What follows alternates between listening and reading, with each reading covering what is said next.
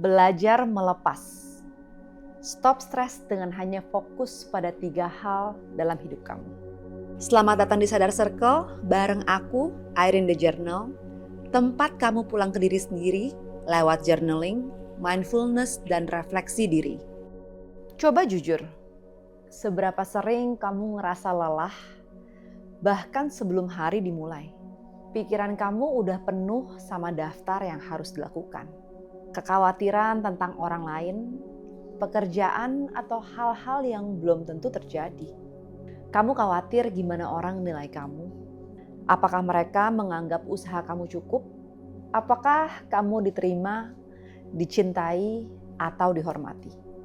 Kamu cemas apakah karir kamu akan naik sesuai timeline yang kamu bayangin? Kamu overthinking soal hubungan? Apakah akan berjalan sempurna tanpa konflik? Dan apakah keputusan kecilmu akan merusak keseimbangan? Kamu stres karena hasil meeting yang udah lewat dan kamu terus memutar kembali semua kata-kata yang kamu ucapin. Semua kesalahan kecil yang kamu lakukan, seolah hidup kamu bergantung pada hal-hal itu. Bayangin kalau setiap pikiran stres itu adalah tas ransel berisi batu. Satu batu mungkin ringan, tapi ketika ditumpuk berulang-ulang, punggung kamu akan terasa sakit, lelah, dan tertarik ke bawah. Setiap hari, kita nambahin batu baru tanpa menyadarinya. Tanpa sadar, kita memikul beban yang tidak harus kita pikul.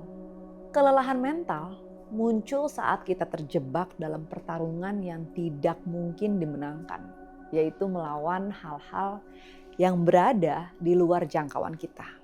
Semakin kita berusaha mengontrol orang lain, hasil pekerjaan, atau masa depan, semakin kita tersiksa. Semakin kita menuntut dunia sesuai rencana kita, semakin kita kecewa. Pernah nggak kamu berpikir, kalau aja aku bisa mengontrol semuanya, pasti hidupku akan sempurna. Ini adalah ilusi yang sangat mahal harganya. Kita membayar dengan energi, tidur, ketenangan, bahkan hubungan dengan orang-orang di sekitar kita. Stoikisme mengajarkan sesuatu yang sederhana tapi radikal. Ketenangan muncul bukan dari mengontrol dunia, tapi dari mengendalikan diri kita sendiri dan membedakan apa yang menjadi milik kita dengan apa yang bukan. Salah satu filosofi paling praktis adalah dikotomi kendali. Ini bukan sekedar teori filosofis yang abstrak, tapi alat hidup yang dapat langsung mengurangi 80% sampai 90% kecemasan dan stres kita.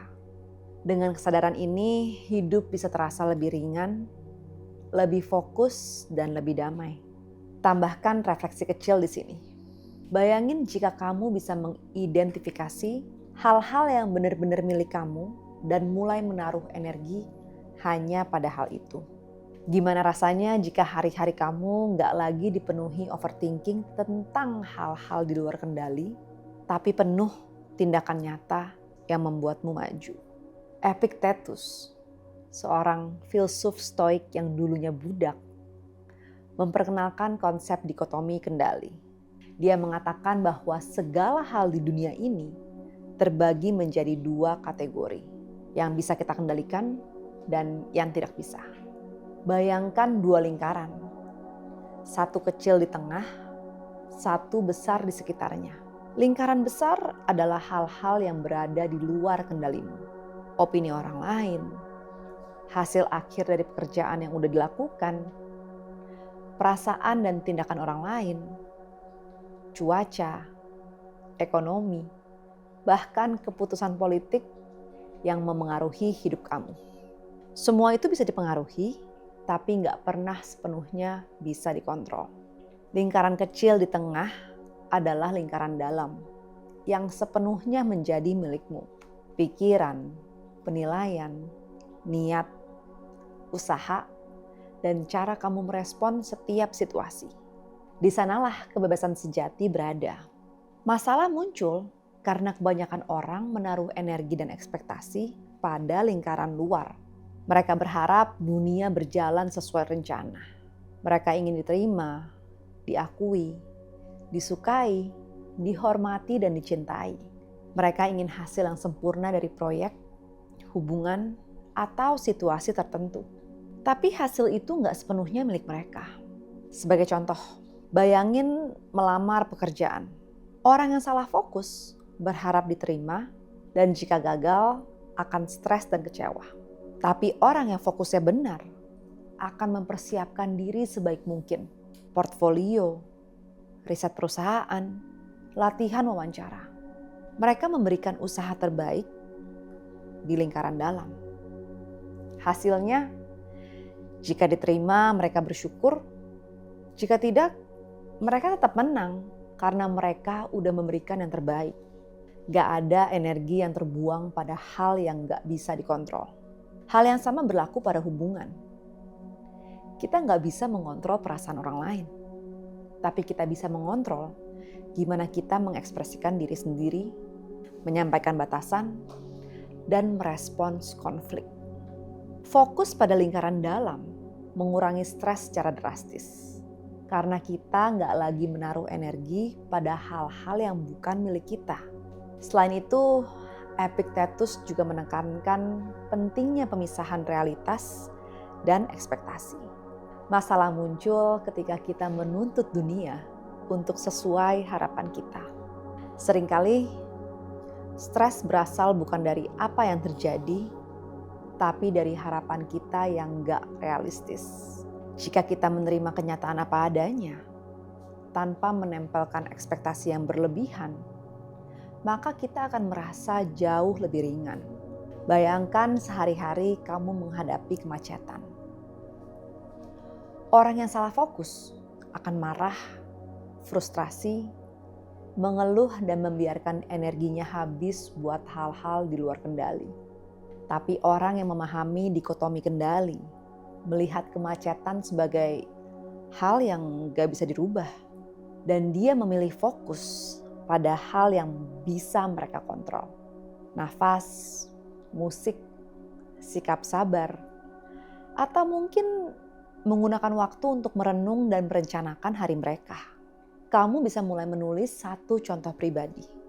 Hari-hari di mana kamu merasa stres berlebihan karena hal-hal di luar kendali. Gimana perasaanmu ketika kamu menyadarinya? Bayangin jika kamu menaruh energi yang sama, tapi ke lingkaran dalam. Betapa besar perubahan yang bisa terjadi dalam hidupmu. Jadi, gimana solusinya?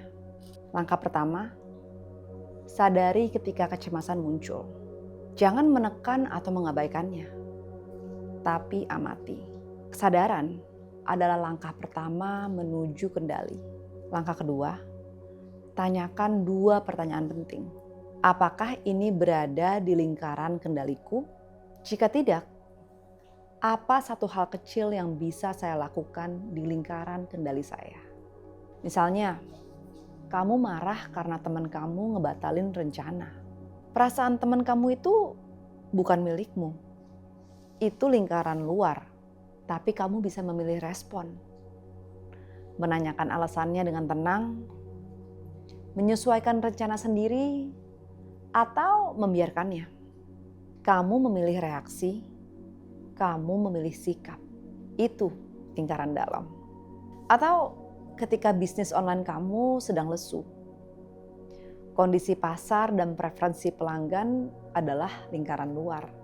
Tapi kamu bisa memperbaiki strategi, meningkatkan kualitas produk, atau belajar dari kompetitor.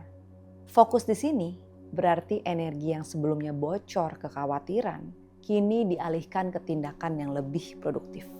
Setiap kali kita mulai latihan ini, kita sedang membangun otot mental.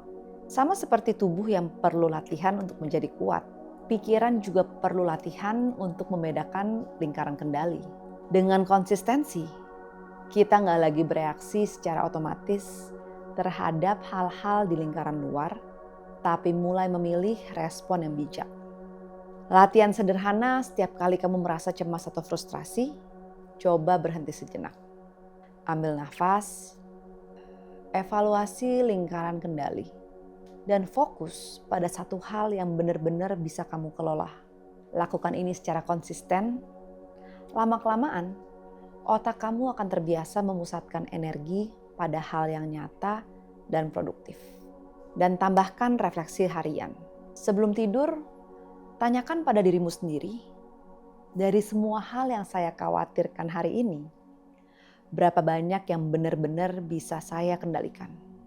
Dengan begitu, kita mulai melatih kesadaran dan membedakan energi yang layak dialokasikan dengan energi yang sia-sia. Mari praktek. Ambil kertas dan pulpen, lalu bayangkan di pikiranmu. Gambarlah 2 lingkaran. Satu yang kecil di tengah dan satu yang besar di luar. Lingkaran kecil adalah kendali internal, pikiran, niat, usaha dan respon. Lingkaran besar adalah kendali eksternal, hal-hal yang di luar dirimu. Lalu tulis 3 hal yang paling membuatmu khawatir minggu ini. Bisa soal pekerjaan, keluarga, hubungan, atau rencana masa depan. Tulis semuanya tanpa sensor. Sekarang lihat, lingkaran mana yang mereka tempati. Hampir pasti sebagian besar ada di lingkaran luar. Lalu tarik nafas dalam, rasakan berat semua hal di lingkaran luar. Saat menghembuskan nafas, bayangkan kamu lagi melepaskan semua itu. Kamu nggak membuangnya, hanya berhenti menuntut kontrol. Lalu alihkan perhatianmu ke lingkaran kecil di tengah. Di sanalah kekuatanmu. Di sanalah niatmu, tindakanmu, dan responmu beroperasi. Di sanalah ketenangan sejati lahir. Praktek ini bisa dilakukan kapan aja, saat menunggu antrean, saat macet di jalan, atau saat mendengar kabar buruk. Alihkan fokus ke lingkaran kendali dan biarkan hal-hal lain mengalir begitu aja. Lebih jauh lagi, cobalah mengulang latihan ini setiap pagi.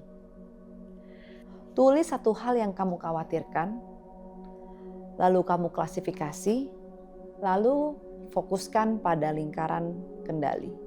Lakukan ini sebelum memulai hari.